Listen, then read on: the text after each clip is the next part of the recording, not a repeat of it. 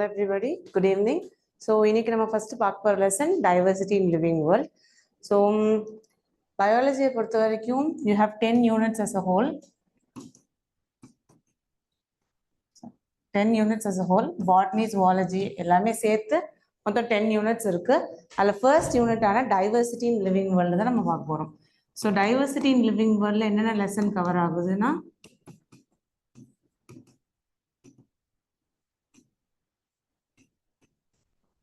So diversity in living world la மொத்தமா 3 lessons cover ஆகுது. So என்னென்ன lessonsனா first living world.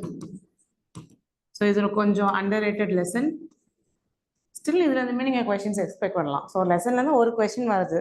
அந்த lessonல மொத்த pages like 7 pages or something. So definitely நீங்க இதுல இருந்து 1 or 2 questions expect பண்ணலாம். So இதுக்குமே importance கொடுத்து படிக்கிறது advisable. Second plant kingdom.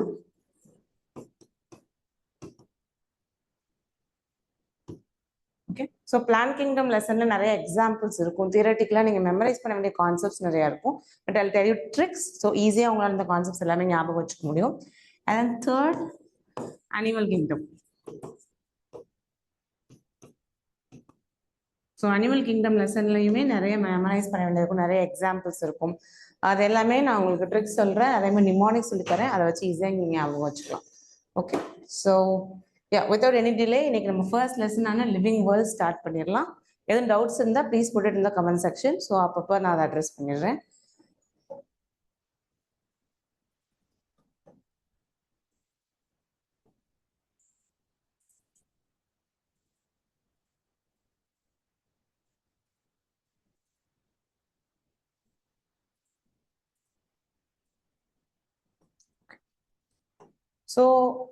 So lesson ஓட name என்ன சொன்னேன்? The living world, right?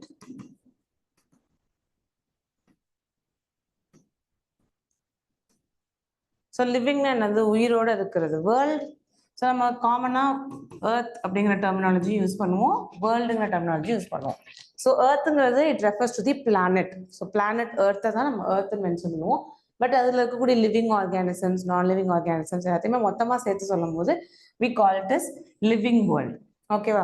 So உயிர் உள்ள காம்பனன்ட்ஸ் எல்லாத்த பத்தி ஸ்டடி பண்றது தான் லிவிங் வேர்ல்ட். லிவிங் வேர்ல்ட்ல மெயினா நம்ம என்னென்ன ஸ்டடி பண்ணுவோம்? மெயின் கேட்டகரிஸ் பிளான்ட்ஸ் இருக்கும். Okay. Second animals. Third most important thing micro organisms. So கண்ணுக்கு தெரியலனாலுமே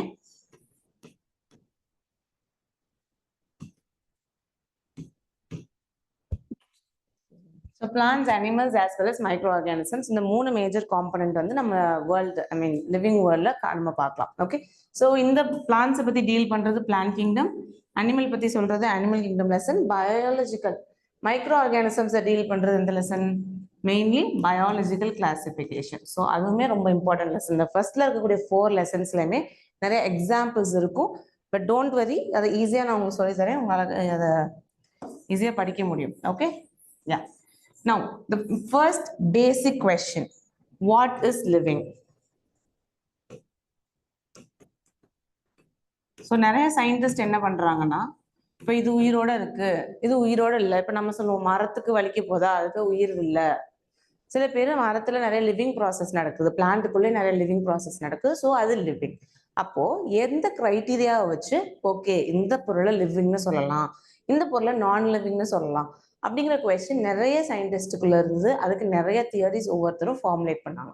ஸோ ரொம்ப டீட்டெயிலாக இல்லைனாலும் என்னென்ன ஸ்டெப்ஸ் ஆர் என்னென்ன கிரைட்டீரியா வச்சு இது லிவிங்கா இல்லை நான் லிவிங்கா அப்படின்னு பார்க்குறாங்கன்னு பார்க்கலாம்.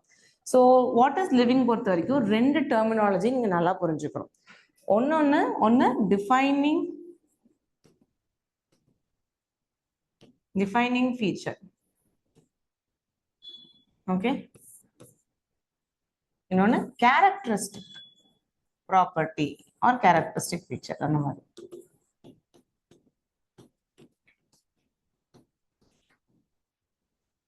ஸோ இப்போ டிஃபைனிங் ஃபீச்சர்னு இந்த ஃபீச்சர் ப்ராப்பர்ட்டி இந்த வேர்ட் வந்து ப்ராப்ளம் இல்லை, you can use interchangeably. But இந்த வேர்ட் ரொம்ப important, defining characteristic. So defining அப்படின்னு சொன்னா இட் இஸ் 100%. எல்லா ஆர்கானிசம் எதுக்கெல்லாம் இந்த டிஃபைனிங் ப்ராப்பர்ட்டி, ஃபார் எக்ஸாம்பிள் பிளான்ட் நகராது அப்படின்னு நீங்க சொன்னீங்கன்னா எந்த பிளான்ட்டுமே நகரக்கூடாது 100%. ஸோ அது மாதிரி எக்ஸப்ஷன் இல்லாம வர்றது தான் defining feature or defining property அப்படின்னு சொல்லுவோம். செகண்ட் கேரக்டரிஸ்டிக் ப்ராப்பர்ட்டினா like may or may not be இருக்கலாம், இல்லை இல்லாமையும் இருக்கலாம். So may or may not. So இந்த மாதிரி கிரைட்டீரியா வச்சு நம்ம பார்க்கணும். So it may be present, இல்லை இல்லாமல் கூட இருக்கலாம்.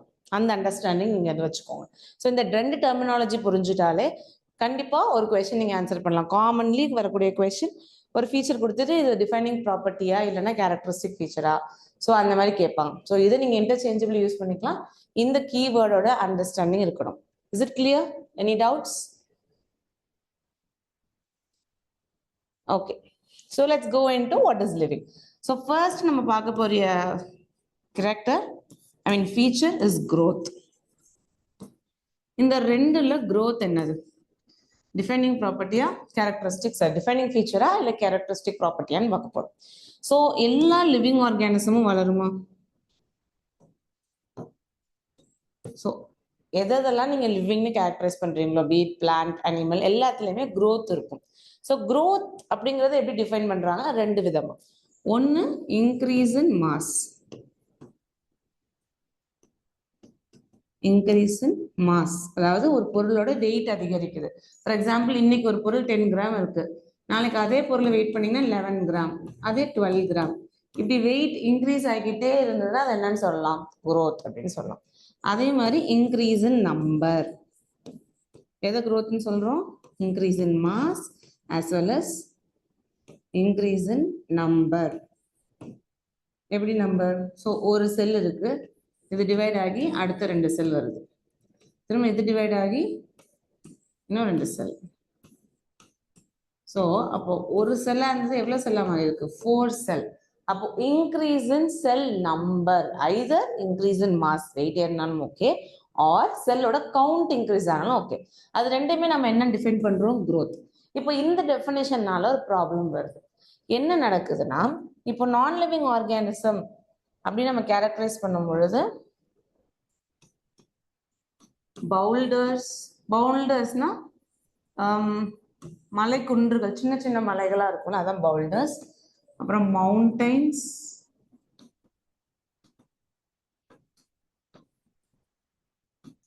Sand mounts.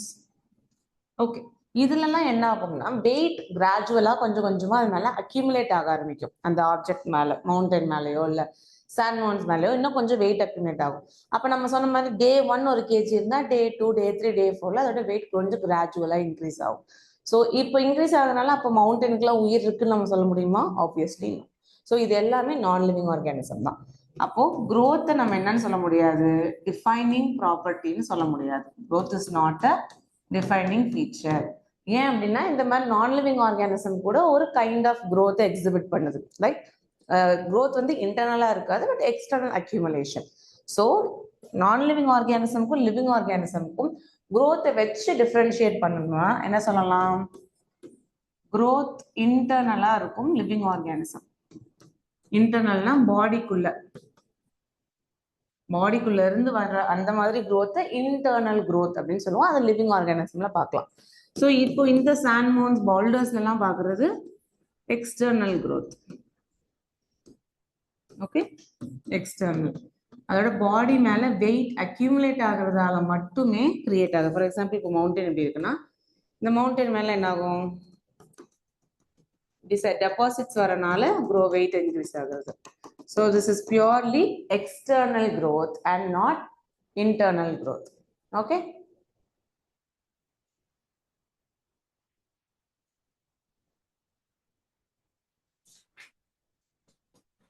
Is that clear? So living organism la growth எப்படி இருக்கணும்? Internal growth ஆ இருக்கணும், பாடிக்குள்ள இருந்து growth வரணும். நான் லிவிங்ல எக்ஸ்டர்னல் growth இருக்கும், but still living non living ரெண்டுலயுமே growth நம்ம அப்சர்வ் பண்றனால growth is not a defining feature. அது என்னது? ஒரு ஆஃப் த கேரக்டரிஸ்டிக் ப்ராப்பர்ட்டி. லிவிங் ஆர்கானிசம்ல growth அப்படிங்கிற கான்செப்ட் இருக்கும். ஓகே,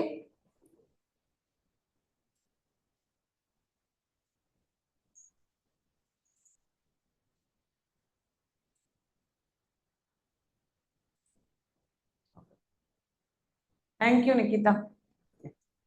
ஸோ க்ரோத்துங்கிறது இன்டர்னலாக இருக்கணுமே தவிர எக்ஸ்டர்னலாக இருக்கக்கூடாது. ஸோ ஃபர்ஸ்ட் ப்ராப்பர்ட்டி க்ரோத்தை நம்ம முடிச்சாச்சு. Okay, next second one is reproduction.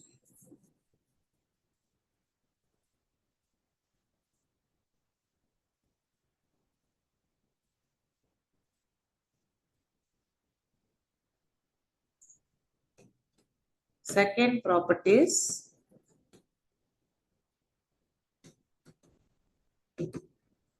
reproduction. So reproduction அப்படின்னா என்ன சொல்லுவோம், நம்ம காமனா ஒரு டெஃபினிஷன் வச்சிருப்போம்ல, ability to produce young ones. Okay.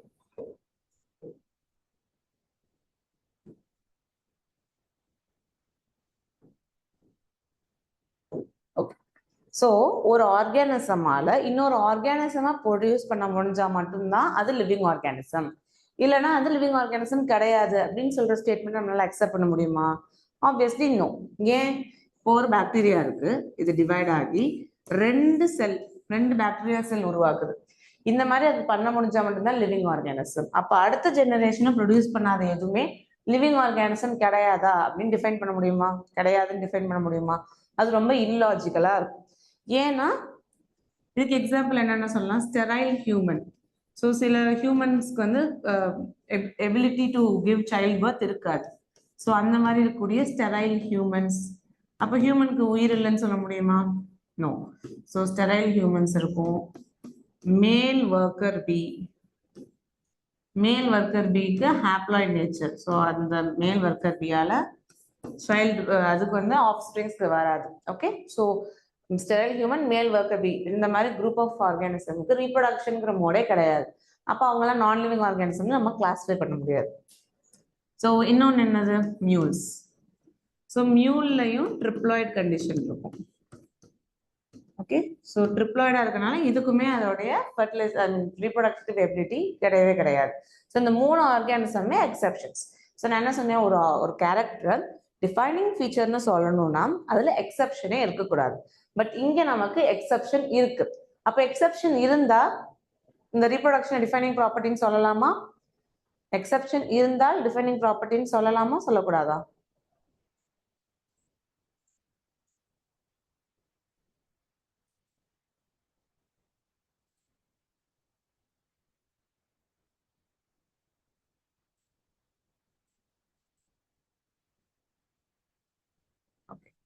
So exception இருந்தாலே இது என்னன்னு சொல்லக்கூடாது, டிஃபைனிங் ஃபீச்சர்னு சொல்லக்கூடாது. It is one of the character.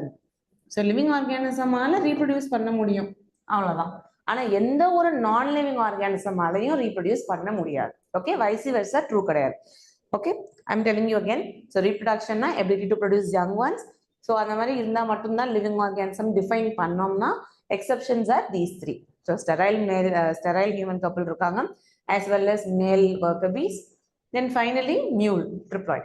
இது எல்லா ஆர்கானிசமே reproduce பண்ண முடியாது. அப்ப இதெல்லாம் நான் லிவிங்னு சொல்ல முடியுமா? Obviously no.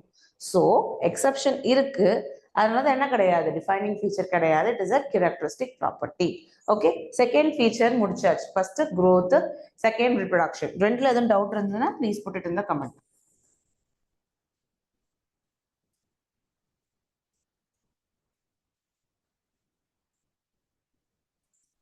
ஓகே,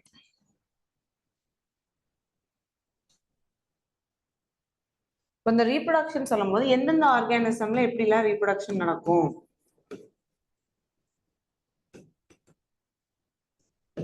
ஓகே, அப்படிங்கிற சின்ன கிளிம்ஸ். எல்லா ஆர்கானிசமும் ஒரே மாதிரி இருக்கா? ஃபார் எக்ஸாம்பிள் இப்போ ஹென் எப்படி ரீப்ரொடியூஸ் பண்ணும், எக்லே பண்ணும். ஹியூமன்ஸ்க்கு viviparous, child birth, fully developed embryo அப்படியே டைரக்டா சைல்ட் பர்த் மூலயமா வரும். ஸோ ஒவ்வொரு ஆர்கானிசம்லையும் ரீப்ரொடக்ஷன் மோட் மாறும். யூனிசெல்லுலார்ல இருந்து வேற மாதிரி இருக்கும், மல்டி செல்லுலார்ல வேற மாதிரி இருக்கும். ஸோ அந்த மாதிரி எக்ஸாம்பிள்ஸ் என்னென்ன டைப் ஆஃப் ஆர்கானிசம் இருக்கு, அதுல எப்படி ரீப்ரொடக்ஷன் நடக்குது அப்படின்னு பார்க்கலாம். ஓகே, ஸோ யா, ரெண்டு டைப் ஆஃப் ரீப்ரொடக்ஷன் இருக்கு. Common type, one is sexual reproduction, one is asexual reproduction. So sexual reproduction ல எப்பவுமே 2 parents are involved, male female. Okay, இங்க வந்து 1 parent. absence of sexual intercourse. So ஒரு டைப்ல ரெண்டு parent வந்து இன்வால்வ் ஆவாங்க ரிப்ரடக்ஷன்ல, அது செக்ஷுவல் ரிப்ரடக்ஷன். அனதர் டைப்ல ஏசெக்ஷுவல் ரிப்ரடக்ஷன். இப்போ இந்த ரெண்டு டைப் பார்க்கும்போது ஏசெக்ஷுவல் வந்து ரிசம்பிள் பேரண்ட், அப்படியே அந்த பேரண்ட்டுக்கு வந்து ரொம்ப சிமிலரா இருப்பாங்க. ரிசம்பிள் பேரண்ட் இந்த கிரைட்டீரியா வச்சு பார்க்கும்போது ஏசெக்ஷுவல்ல ரிசம்பிளன்ஸ் அதிகமா இருக்கும், செக்ஷுவல்ல ரீப்ரொடக்ஷன் கம்மியா இருக்கும்.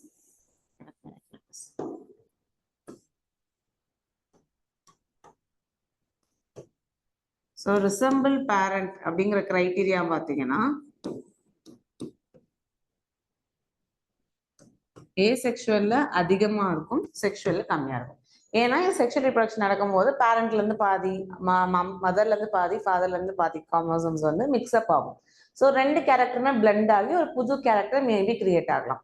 பட் இந்த ஆல்டர்னேட் கேஸ், அதாவது ஏசெக்ஷுவல் டைப்ல ஒரே ஒரு பேரண்ட் மட்டும் இன்வால்வ் ஆகிறதுனால there is no mixing of gamete. Gamete mix ஆகலன்னா என்ன ஆகும்? பேரண்ட் எப்படி இருக்கோ அதே மாதிரி தான் ஆஃப் ஸ்பிரிங்கும் இருக்கும்.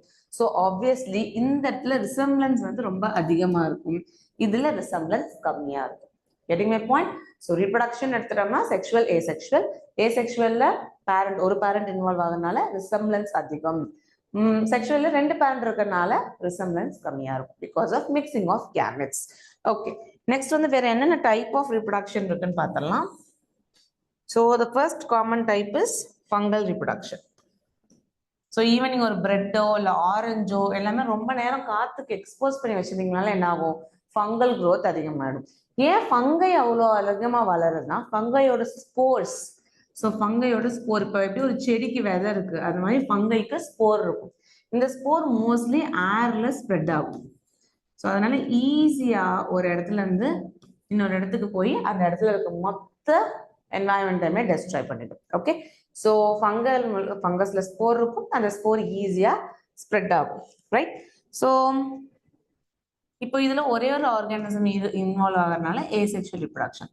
பட் ஃபங்கை வந்து செக்ஷுவல் ரிப்ரொடக்ஷன் மூலயமாவும் ரீப்ரொடியூஸ் பண்ணும், ஏசெக்ஷுவல் மூலயமாவும் ரீப்ரொடியூஸ் பண்ணும். That's a different thing. Okay,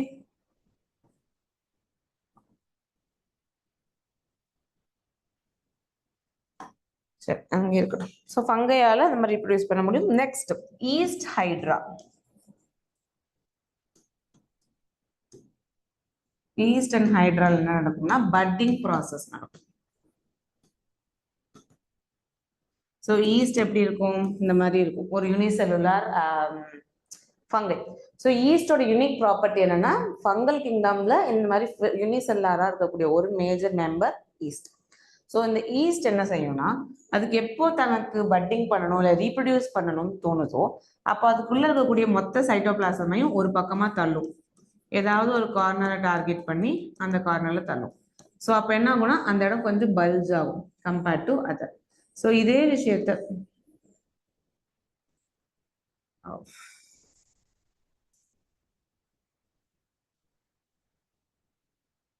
so இந்த மாதிரி ஒரு பக்கத்தை தள்ளிக்கிட்டே இருக்கும். ஸோ கிராஜுவலா என்ன ஆகும்னா அந்த இடத்துல ஒரு டிவிஷன் கிரியேட் ஆகி இந்த மாதிரி டிவைட் ஆகும். ஓகே, ஸோ அந்த மாதிரி டிவிஷன் ஆகிறப்பதான்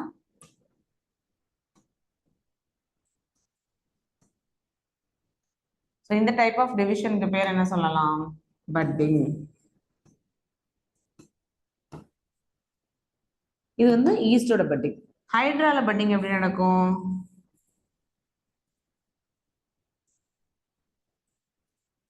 ஸோ ஹைட்ரா இந்த மாதிரி இருக்கும். ஸோ இதுல என்ன நடக்கும்னா ஒரு போர்ஷன்ல இருந்து இது ஒரு சின்ன எக்ஸ்டென்ஷன் வரும், அதுக்கப்புறம் இந்த எக்ஸ்டென்ஷன் கட் ஆகி இது எங்க விழுதோ அந்த இடத்துல இதே மாதிரி இன்னொரு ஹைட்ரா வரும். ஓகே, ஸோ ஈஸ்ட் பொறுத்த வரைக்கும் மொத்த சைட்டோபிளாசமையும் ஒரு வால் நோக்கி புஷ் பண்ணும், அப்போ அந்த இடத்துல ஒரு பல்ஜிங் வரும், கிராஜுவலா பெருசாகி டிவைட் ஆகிடும், அது பட்டிங். செகண்ட் ஹைட்ராலையும் நம்ம பட்டிங் பார்க்கலாம், இந்த மாதிரி ஒரு லேட்ரல் ப்ரொஜெக்ஷன் வரும். ஸோ ஏசெக்ஷுவல் ரிப்ரொடக்ஷன்னா ஃபங்கைல ஸ்போர் மூலியமா நடக்கும், தென் ஈஸ்ட்லயும் ஹைட்ராலையும் பட்டிங் மூலியமா நடக்கும். ஓகே, நெக்ஸ்ட் என்ன பார்க்கணும்னா பிளனேரியா. இப்ப பார்த்தது எல்லாமே மைக்ரோப்ஸ் அந்த மாதிரி வரும். நெக்ஸ்ட் பார்க்கறது பிளனேரியா. பிளனேரியாங்கிறது என்னது? Flat worm. இந்த வார்மோட கேப்பபிலிட்டி வந்து ரொம்ப அமேசிங்கா இருக்கும். என்ன அமேசிங்கா இருக்கும்னா ஸோ இந்த வார்ம் இப்படி இருக்கும், இதை நீங்க 3 பீசஸா கட் பண்ணீங்கன்னா each piece can grow into an entire organism. Okay, இதுக்கு பேரு true regeneration. ஜெனரேஷன்னா உற்பத்தி பண்றது. ஸோ கட் பண்ணதுல இருந்து வரனால அதுக்கு பேர் என்னது? True regeneration. இப்ப நம்ம பார்த்துருப்போம் இந்த லிசர்ட் வீட்டுல எல்லாம் நம்ம பள்ளி பார்த்துருப்போம். அந்த பள்ளியோட டெய்ல் கட்டாச்சுன்னு என்ன ஆகும்? டெய்ல் ரீக்ரோ ஆகும். ஸோ ஆனா அந்த டெய்ல இருந்து ஒரு புது லிசர்ட் வர சான்ஸ் கிடையாது. கிளியர்? ஸோ ஒரு லிசர்டை நீங்க டெய்ல் கட் பண்ணீங்கன்னா டெய்ல் அவ்வளவுதான், லிசர்ட்க்கு புது டெய்ல் வரும். பட் அந்த லிசர்ட் டெய்லா மாறுச்சுன்னா, ஸோ அந்த டெய்ல் காம்பனன்ட் வந்து கம்ப்ளீட் லிசர்டா ரீக்ரோ ஆச்சுன்னா அதுக்கு பேர் ட்ரூ ரீஜெனரேஷன். ஸோ நம்மளால லிசர்ட்ல என்ன பார்க்க முடியாது? ட்ரூ ரீஜெனரேஷன் பார்க்க முடியாது, பார்ஷியல் ரீஜெனரேஷன் தான். பட் பிளனரியல் என்ன ஆகும்? எத்தனை பீஸ் கட் பண்றோமோ அத்தனை பீஸும் கம்ப்ளீட்டா புது ஆர்கானிசமா மாறும். ஸோ அப்போ ஒரு பிளனரியில இருந்து எத்தனை பிளனரியா வரும்? 3 பிளனரியா வரும். So this is called true regeneration. அதே இன் கேஸ் ஆஃப் லிசர்ட் என்னது? ஸோ லிசர்ட் பொறுத்த வரைக்கும் யூஆர் கட்டிங் த டெய்ல் வந்து அழிஞ்சு போயிடும், ஒரு லிசர்ட்க்கு புது டெய்ல் வளரும். ஸோ இந்த மாதிரி இருக்கிறத ஒரு பார்ஷியல் ரீஜெனரேஷன் அப்படின்னு நம்ம வச்சுக்கலாம்.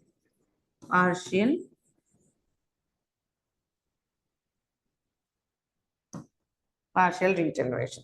Okay, so next fungi, filamentous alga and protonema of masses. Fungi,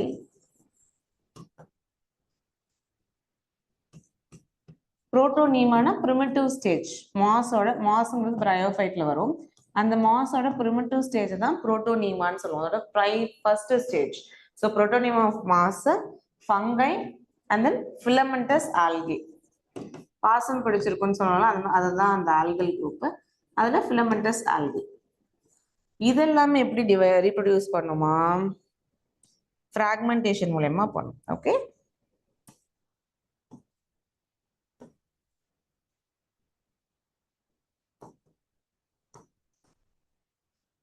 so fragmentation என்ன? filamentous algae இதான் ஆல்கேனா, இப்போ இது கட் ஆனதுக்கு அப்புறம் இது ஒரு பீஸா கட் ஆகும்.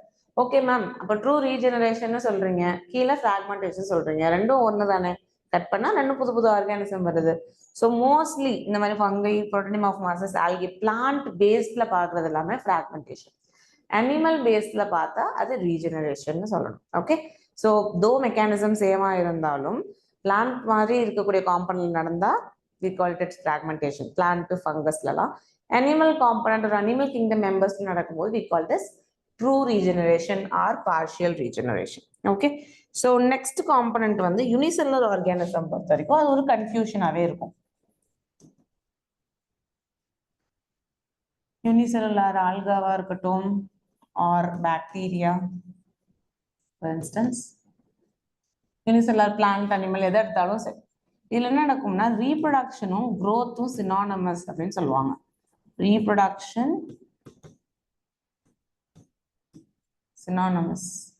சினானமஸ்னா மீனிங் நியர்பை, மீனிங் சேமா இருந்தா அதை என்ன சொல்லுவோம்? growth ரீப்ரொடக்ஷனும் மீனிங் நியர்பை சேமா இருந்தா அதை நம்ம சினானமஸ் அப்படின்னு சொல்லுவோம். ஸோ ரீப்ரொடக்ஷன்னா என்ன சொன்னேன்? இன்க்ரீஸ் இன் செல் நம்பர், அதே மாதிரி இன்க்ரீஸ் இன் மாஸ். சரி, அதான் கட்ட எழுதணும். growth என்ன சொன்னேன்? Increase in cell number and increase in mass. Reproduction என்னது? Increase in cell or organism number. அதாவது இதை எப்படி நீங்க புரிஞ்சுக்கணும்னா, இப்போ ஒரு லைன் இருக்குன்னா இட் பிகம்ஸ் 2 lions. ஓகே, அப்ப இன்க்ரீஸ் இன் செல் நம்பர் நடந்திருக்கும், increase in number of organism நடந்திருக்கும்.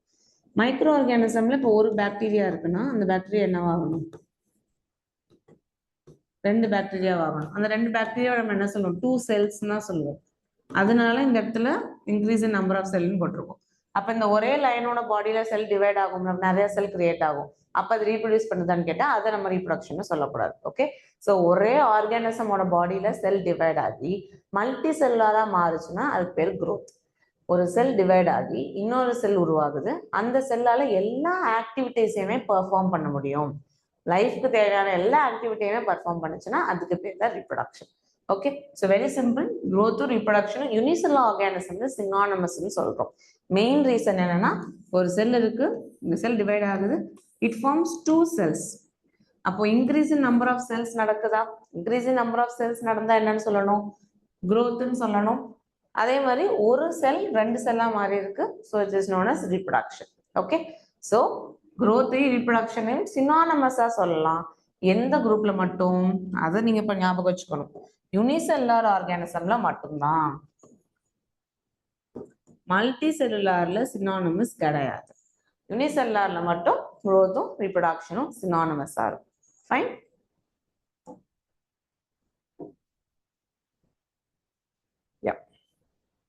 Next, metabolism.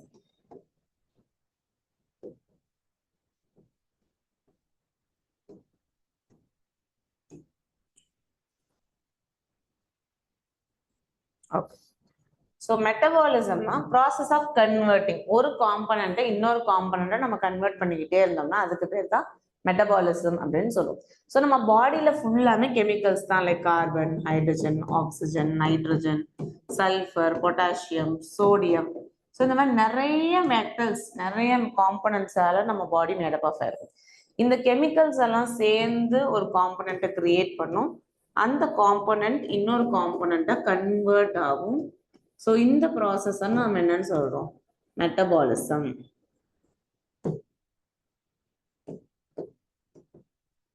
ஓகே, ஒன்று கிரியேட் ஆகிட்டே இருக்கும், அடுத்தது அது கன்வெர்ட் ஆகும். இதுதான் மொத்தமா லைஃப்ல நடக்கும். இதை we call it as metabolism. மெட்டபாலிசம்ல 2 டைப் இருக்கு. One is anabolism, another one is catabolism. So anabolism பொறுத்த வரைக்கும் பில்டிங் அப். ஓகே, ஸோ சின்ன சின்ன பீசஸ் இருக்குன்னா அதை சேர்த்து ஒரு பெருசா உருவாகிறது anabolism. கேட்டபாலிசம்னா டிஸ்ட்ரக்ஷன். ஒரு ஃபுல் காம்பனன்ட் இருக்குன்னா அதை பிரேக் டவுன் பண்ணி குட்டி குட்டி பீஸா பிரிக்கிறது. ஸோ இதை எப்படி படிக்கலாம்னா A B C D rule. Okay, anabolism A, B, C and D. புரிஞ்சுதா? ஸோ anabolism is building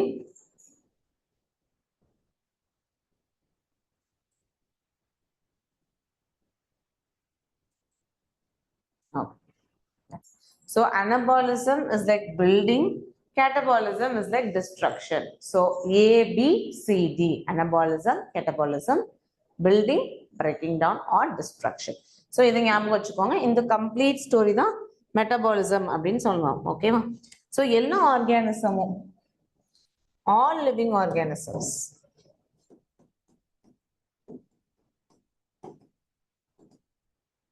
எல்லா ஆர்கானிசமே மெட்டபாலிசம் எக்ஸிபிட் பண்ணும். இதுல எந்த எக்ஸெப்ஷனும் கிடையாது. மெட்டபாலிசம் இல்லாம எந்த லிவிங் ஆர்கானிசமே கிடையாது. எப்படி growth எல்லா லிவிங் ஆர்கானிசம்லயுமே நடக்குமோ அதே மாதிரி மெட்டபாலிசமும் அஃப்கோர்ஸ் எல்லா லிவிங் ஆர்கானிசம்லயுமே நடக்கும். அதுல எந்த எக்ஸெப்ஷனும் கிடையாது. ஓகே, அதே மாதிரி opposite, no non living organism வந்து மெட்டபாலிசம் எக்ஸிபிட் பண்ணும். எல்லா லிவிங் ஆர்கானிசமே மெட்டபாலிசம் எக்ஸிபிட் பண்ணும். எந்த நான் லிவிங் ஆர்கானிசமும் மெட்டபாலிசம் எக்ஸிபிட் பண்ணாது. இந்த வைசி வெர்சா இருக்கு இல்லையா, அது ட்ரூ கிடையாது. All living organism undergo metabolism, all நான் living organism does not undergo metabolism. Very simple, 2 statement தான். ஃபைன். ஸோ ஆனா என்ன பண்ணலாம், நம்ம பாடியில் நடக்கக்கூடிய ரியாக்ஷன்ஸை பாடிக்கு வெளியே பண்ணலாம். ரியாக்ஷன்ஸ் வித்தின் பாடி, நம்ம பாடிக்குள்ள நடந்தால் அதை என்ன சொல்லுவோம்? In vivo. ஸோ பாடிக்குள்ள நடக்கிறது இன் வைவோ ரியாக்ஷன் சொல்லுவோம். இதே outside body, outside பாடினா அதுக்கு பேரு இன் விட்ரோ. ஸோ இன் வைவோல நடக்கக்கூடிய இது எல்லா கெமிக்கல் ரியாக்ஷனுமே இன் விட்ரோல பண்ணி பார்க்கலாம். இப்போ நமக்கு மெடிசின்லாம் மேனுஃபேக்சர் பண்றாங்களா, அது எப்படி பண்ணுவாங்க? ப்ரிலிமினரியா, ஐ மீன் ஸ்டார்டிங்கா ஒரு மருந்து கண்டுபிடிச்ச உடனே அது மனுஷங்களுக்கு கொடுத்தோ இல்லை அனிமல் கொடுத்தோ செக் பண்ண மாட்டாங்க. ஸோ கிளாஸ் டெஸ்ட் டியூப்ஸ்ல நம்ம பாடியில என்ன மாதிரி கெமிக்கல் கம்போசிஷன் இருக்கு, எந்த என்சைம் கூட ரியாக்ட் பண்ண போதோ இல்லை எந்த காம்பவுண்ட் கூட ரியாக்ட் பண்ண போதோ அதை அந்த டெஸ்ட் டியூப்ல மிமிக் பண்ணி பார்ப்பாங்க. அதுல நல்ல ரிசல்ட் இருந்தாதான் அதுக்கப்புறமா அனிமல் ட்ரையல்ஸ், ஹியூமன் ட்ரையல்ஸ் போவாங்க. ஸோ நம்ம பாடிக்கு நடக்கிறத பாடிக்கு வெளியே ஒரு சின்ன மிமிக்கிங்கா பண்ணலாம். எக்ஸாக்டா ரெப்ளிகேட் பண்ண முடியாது, பட் ஒரு சின்ன மிமிக்கிங் பண்ணலாம். அந்த ப்ராசஸ் தான் மெட்டபாலிசம் அப்படின்னு சொல்றோம். ஓகே, இப்போ இந்த ரியாக்ஷன்ஸ் என்னன்னு சொல்ல முடியாது, டெஸ்ட் டியூப்ல நடக்கிறத நெய்தர் லிவிங், ஏன்னா அதுல மற்ற கேரக்டர் கிடையாது, growth-ஓ ரீப்ரொடக்ஷனும் பார்க்க முடியாது. ஸோ அப்போ அது நெய்தர் லிவிங் நார் நான் லிவிங். லிவிங்னு சொல்ல முடியாது, நான் லிவிங்னு சொல்ல முடியாது, பட் அது என்னது, எல்லாமே living reactions.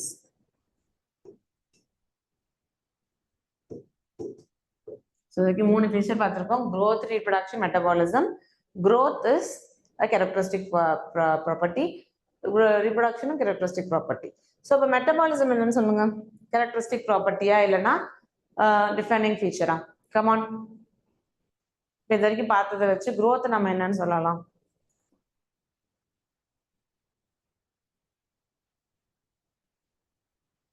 How do you say growth?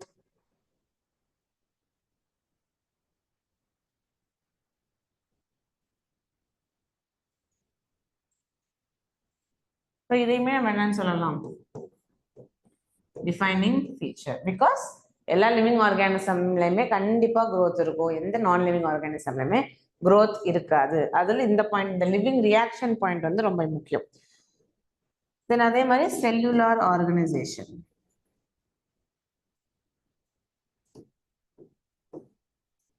Cellular ஆர்கனைசேஷனும் நமக்கு என்னதான் டிஃபைனிங் ஃபீச்சர். செல்லுலார் ஆர்கனைசேஷன் என்னது, ஸ்கூல்ல எல்லாம் படிச்சிருப்பீங்கல்ல ஒரு சின்ன கான்செப்ட். என்ன கான்செப்ட்ஸ்? செல்ஸ் எல்லாம் சேர்ந்து என்ன ஃபார்ம் பண்ணும், டிஷ்யூ. டிஷ்யூவெல்லாம் சேர்த்து ஆர்கன், ஆர்கன்லாம் சேர்த்து ஆர்கன் சிஸ்டம். ஆர்கன் சிஸ்டம்லாம் சேர்த்து என்ன வரும், ஆர்கான்ஸ். ஸோ இந்த மாதிரி ஒரு லோ டு ஹையர் ஆர்கனைசேஷன் இருக்கு. இந்த ஆர்கனைசேஷன் நம்ம என்னன்னு சொல்லலாம், செல்லுலார் ஆர்கனைசேஷன். ஸோ growth, ரீப்ரொடக்ஷனும் characteristic feature, metabolism, cellular organisation எல்லாமே defining feature or defining property. Okay, so இது வந்து செல்லுலார் ஆர்கனைசேஷன் வச்சுக்கோங்க. நெக்ஸ்ட் பார்க்க போகிறது consciousness. What is that? Consciousness.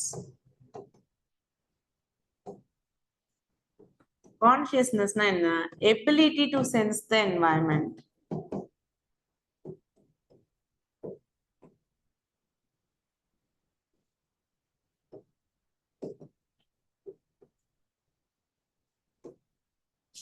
Okay, so நம்மளை சுத்தி என்ன நடக்குது, இப்போ டக்குன்னு சூரிய வெளிச்சம் அதிகமா படும்போது என்ன பண்றோம், கண் முடிக்கிறோம்.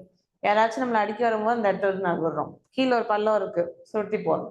ஸோ இந்த மாதிரி சுத்தி என்ன நடக்குதுங்கிறத சென்ஸ் பண்ணி அதுக்கு ஏற்ற ரெஸ்பான்ஸை கொடுக்கணும், புரிஞ்சுக்கணும். எபிலிட்டி டு சென்ஸ் என்வாயன்மெண்ட், சுத்தி இருக்கிறத சென்ஸும் பண்ணணும், அதே மாதிரி அதுக்கு நம்ம ரெஸ்பாண்ட் பண்ணணும், சூட்டபிளான ஒரு ரெஸ்பான்ஸ். ஸோ சென்ஸ் பண்ணி ரெஸ்பாண்ட் பண்ற அந்த ஃபீச்சர் தான் கான்ஷியஸ் அப்படின்னு சொல்றோம். எல்லா லிவிங் ஆர்கானிசமும் கான்ஷியஸா இருக்கும். இப்போ சில செடியெல்லாம் இருக்கும், இந்த செடி பார்த்தாருங்க லைட் இருக்க வரைக்கும் நல்லா ஃப்ளவர்லாம் விரிஞ்சிருக்கும். ஸோ லைட் போனதுக்கு அப்புறம் என்ன ஆகும், அது அப்படி டல்லாகி வித்துடாகி கீழே விழுந்துடும். ஸோ வெளியே இருக்கக்கூடிய எக்ஸ்டர்னல் கியூஸ் அப்படின்னா அது சூரிய வெளிச்சமா இருக்கலாம், இல்லை தண்ணியா இருக்கலாம், இல்லை காத்தா இருக்கலாம். நம்ம சுத்தி நடக்கக்கூடிய என்வாயன்மெண்டல் ஃபேக்டர்ஸ்க்கு என்ன நடக்குதுங்கிறத சென்ஸ் பண்ணி அதுக்கு நீங்க ரெஸ்பாண்ட் பண்ணீங்கன்னா அந்த கிமுலேட்டிவ் ப்ராசஸை நம்ம என்னன்னு சொல்லலாம், கான்ஷியஸ்னஸ். இதோட இன்னொரு டைப் இருக்கு, அது செல்ஃப் கான்ஷியஸ்னஸ். அதாவது சுத்தி இப்படி நடக்குது, நான் எப்படி பண்றேன். Okay, so this is consciousness. Self கான்ஷியஸ்னா நமக்கு நம்ம சொல்லணும் மனசாட்சி, ஆள் மனசு. ஸோ அது மாதிரி நமக்கு நம்ம என்ன செய்யறோங்கிறது நம்ம பிரெயின் கான்ஷியஸா புரிஞ்சுக்கிறது தான் செல்ஃப் கான்ஷியஸ்னஸ். ஸோ இந்த கான்ஷியஸ்னஸ்ங்கிறது ஒரு டிஃபைனிங் ஃபீச்சர், ஆனால் செல்ஃப் கான்ஷியஸ் டிஃபைனிங் ஃபீச்சர் கிடையாது. ஏன்னா நம்ம சொல்றோம் இந்த 6வது அறிவு, அதுதான் செல்ஃப் கான்ஷியஸ். எல்லா ஆர்கானிசம், எல்லா அனிமலுக்குமே செல்ஃப் கான்ஷியஸ்னஸ் இருக்குமானா சான்ஸ் இல்லை, கிடையாது. So consciousness is a defining feature, self consciousness is a characteristic property. Okay, so let me write it here.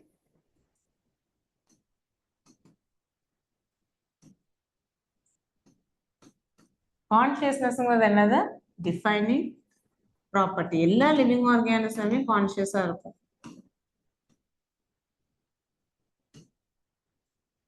Okay, but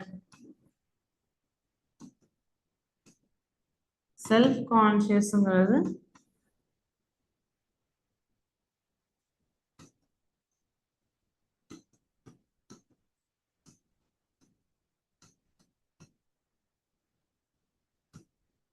Okay, so consciousness is a defining feature, self consciousness is a characteristic property. இதை நல்லா ஞாபகம் வச்சுக்கோங்க. Based on this, இப்போ இந்த லெசன்ல இருந்து மெயினா இப்போ என்ன கொஸ்டின்ஸ் கேட்கலாம், ஒரு 4 பாயிண்ட் கொடுத்துட்டு இந்த 4 பாயிண்ட்டுமே வந்து என்னன்னு கேட்கலாம், டிஃபைனிங் ஃபீச்சரா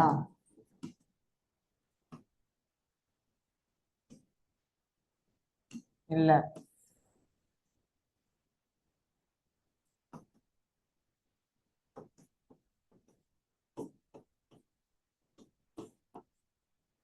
கேரக்டரிஸ்டிக் ப்ராப்பர்ட்டியா, இந்த மாதிரி கேட்கலாம். ஸோ அப்படி பார்க்கும்போது நம்ம என்ன பார்த்தோம், growth,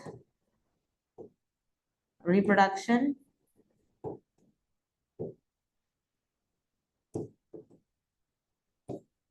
metabolism,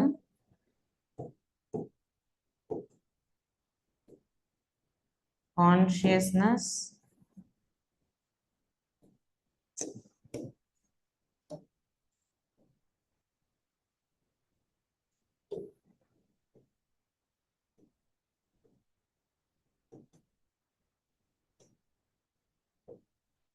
then final and cellular organization.